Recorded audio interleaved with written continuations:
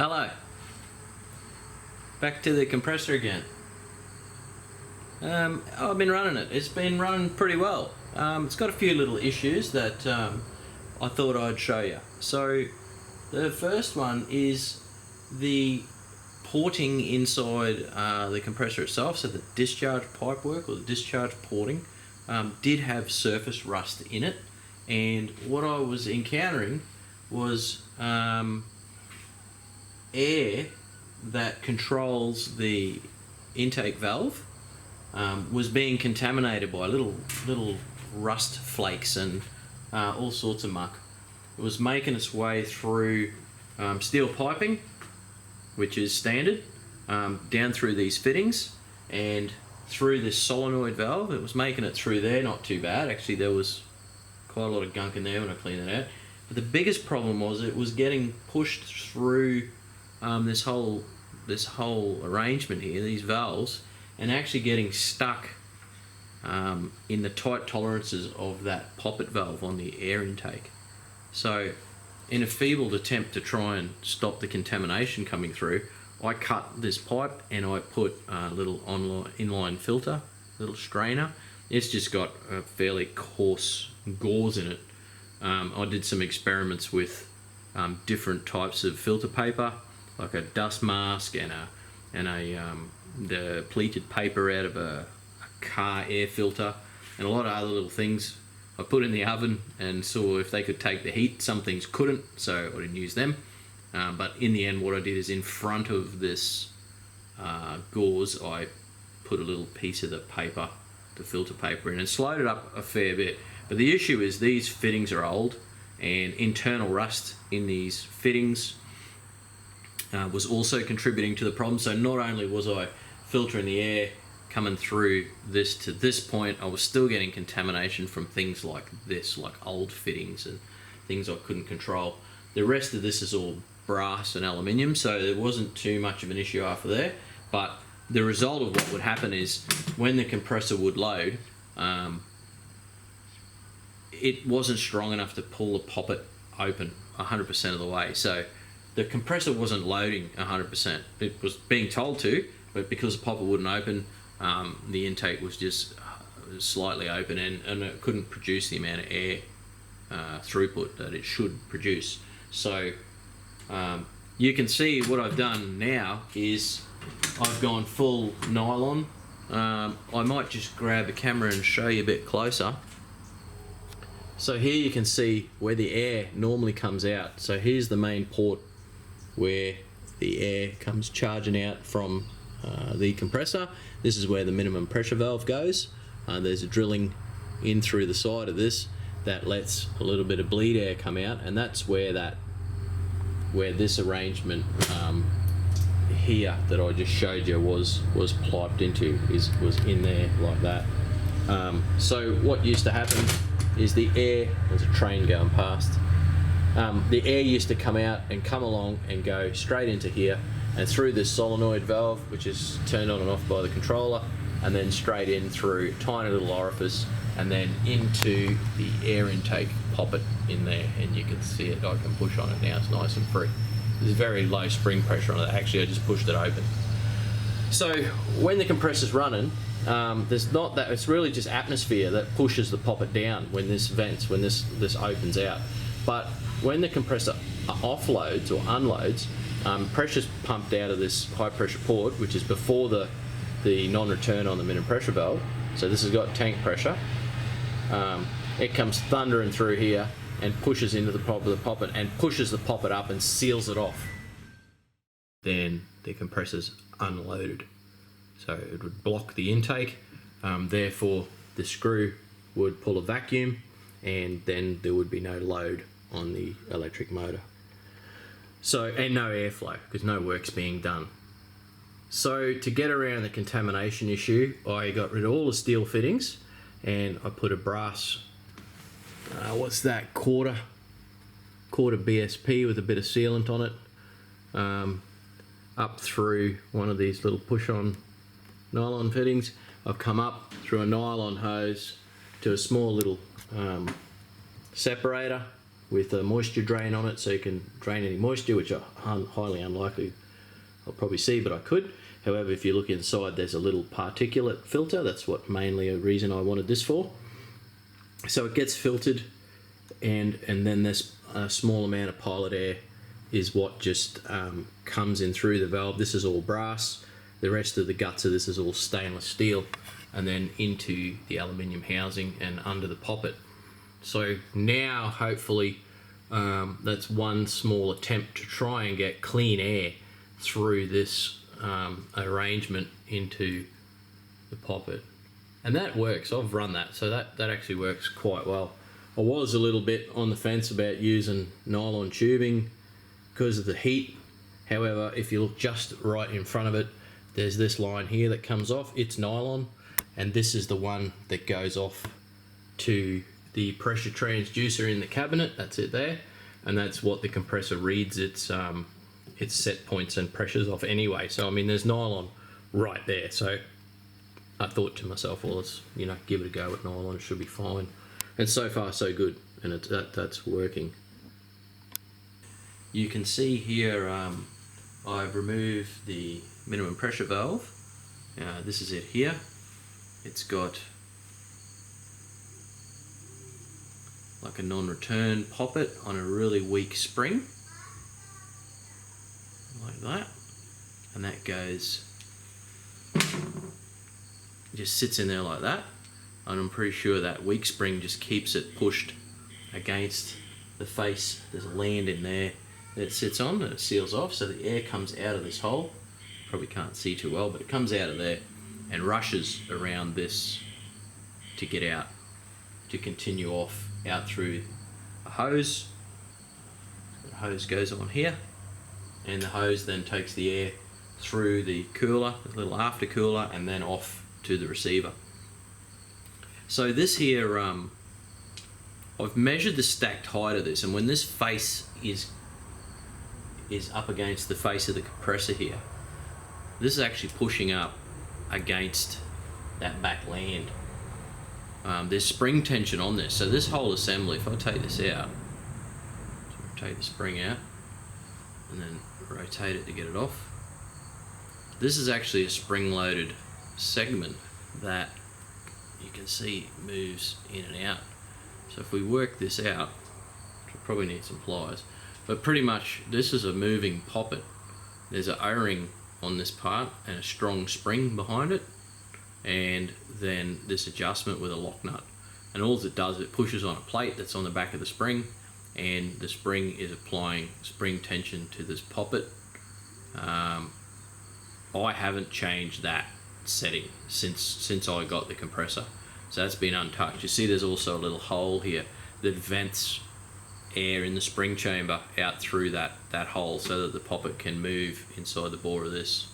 So this all works. This was a bit sticky, but you can see I can squeeze it in and out, and I wish I had some pliers here right now.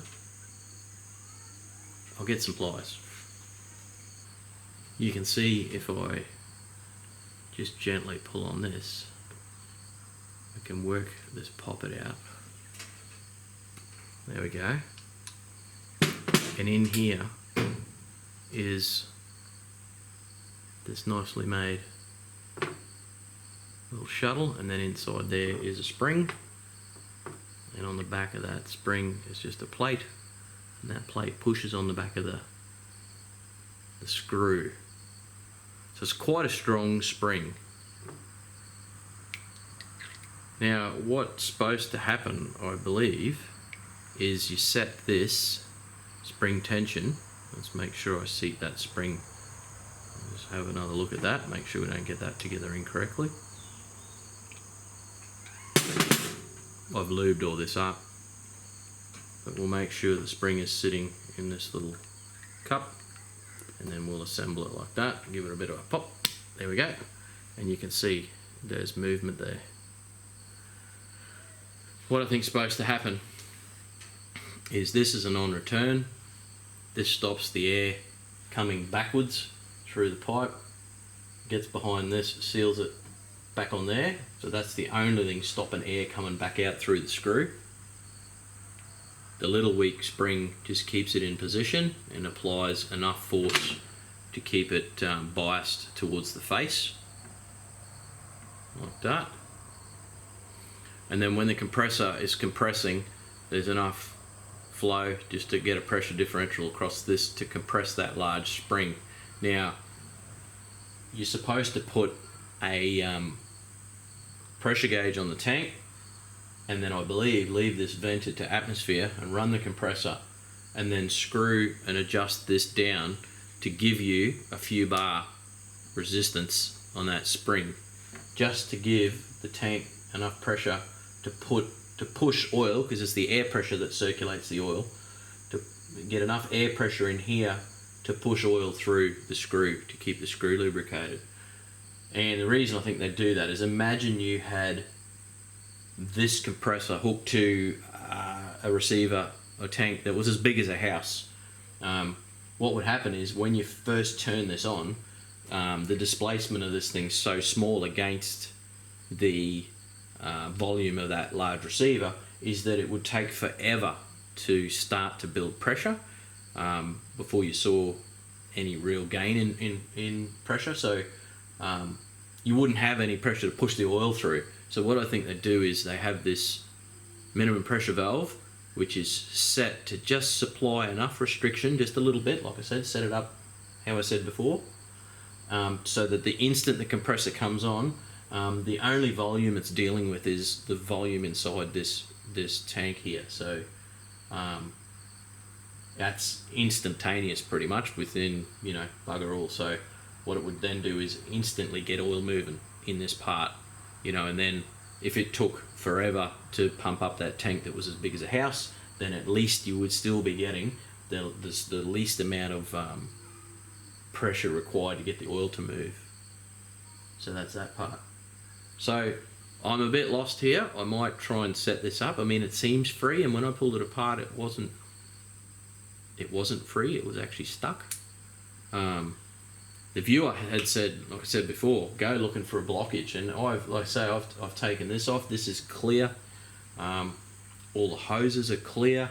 I can blow through them. The aftercooler is clear, and then the hose that comes out of the aftercooler did have some rust in the end, but it wasn't blocked, and I can blow through it quite easily. On this model, there's a ball valve on the other side of this that isolates the compressor from the tank. Again, that's all free. I've drained the tank, and I've even blown air from that line. There's another flexible line that goes to the receiver, and that's all clear too. So failing this being stuck, I don't know really what's happening. So if anyone knows why I'm seeing such a big pressure gradient change when the compressor unloads, please leave a comment. That'd be great. I don't know much about this stuff, so if you can help out, it'd be fantastic. That'd be cool.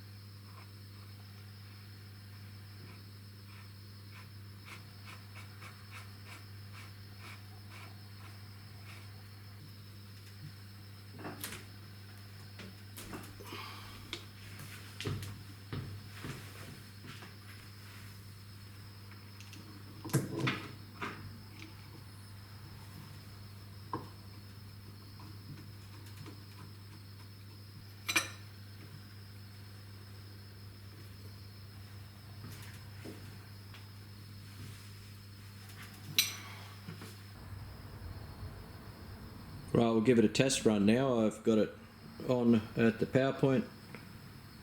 It's sitting waiting to go. You can see that poppet's still open from before when I was mucking around with my finger. That'll snap shut as soon as we build a bit of air pressure. Everything's back together. The oil level's good. So what this has got is down here, there's a a ball valve on the discharge of the compressor. So instead of charging the whole receiver up, I'll just throttle that valve to get this to switch in and out, I think. Or will I? I'm probably going to see a big pressure drop across that valve as I bleed out. Maybe I will charge it right up. Let's see it go anyway. We'll start off by releasing the e-stop and clearing the alarm, so that should go. We got 0 bar and 28.4 degrees C. I'll call a start and it should start and load, and the poppet should close straight away. So let's do that.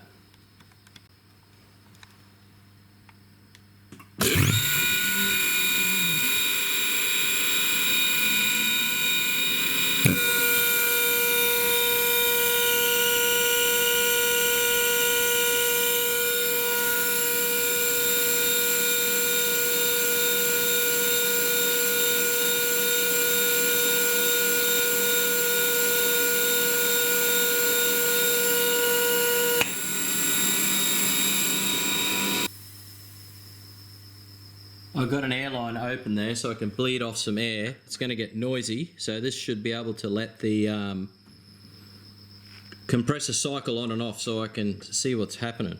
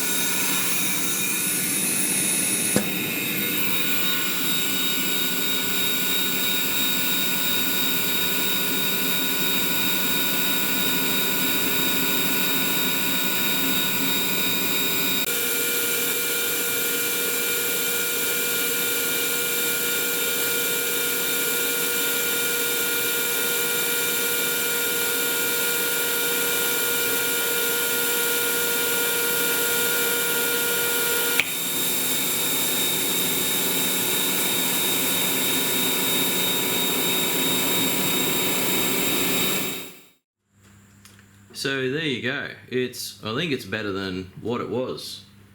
I'd have to review the footage from when I first kicked it off, just to figure out if it is actually better. But you did see when I first turned it on, the display went instantly from 0 to 3.2 bar. So because the receiver was completely empty at 0 bar, the minimum pressure valve setting, I assume, would be 3.2. So that's pressure trying to get out of the compressor, coming up against the minimum pressure valve and holding that value of 3.2 until such times that so there's still be flow coming across that valve, but it's holding that 3.2. That's giving enough pressure to push oil into the screw. Because the little line comes off here, this pilot line comes off to the system pressure sender via that little nylon tube we looked at before. That's before the minimum pressure valve, so that's actually showing what the compressor pressure is in the tank here rather than sort of line pressure. So what I'm getting at is that the flow is being restricted at 3.2 bar, seen on the panel, and then it goes to the receiver, and because the receiver is 0, it will build and build and build up to until the receiver is at least 3.2 bar. It's at equilibrium, and then you'll see the tank, the receiver, continue to rise above that. And then we saw that. So we saw that then rise right up to 8.2 bar, where we saw 8.2 on the screen. However, we saw the full range of 8.2, and then the compressor cut off after that. So I'd say it just continued through 8.2 until it hit 8.3, which is probably the set point, the high set point to close the intake valve. In which times, as soon as that closed, we saw then an immediate drop down to 7.7 bar. So we saw what's that, 0.6. So from the time the compressor is fully loaded up to 8.2, 8.3, and then told to unload, we're seeing a 0.6 bar instantaneous drop.